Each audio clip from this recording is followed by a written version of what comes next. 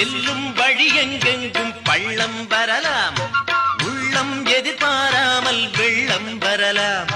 நேர்மை அது மாறாமல், தர்மம் அதை மீறாமல், நாளும் நடைபோடுங்கள் ஞானம் பெறலாம்.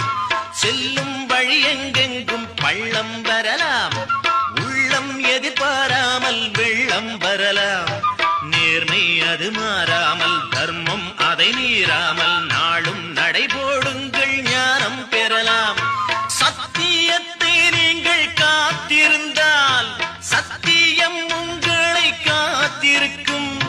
தாய் தந்த அன்புக்கும் நான் தந்த பண்புக்கும் பூமாலை காத்திருக்கும்.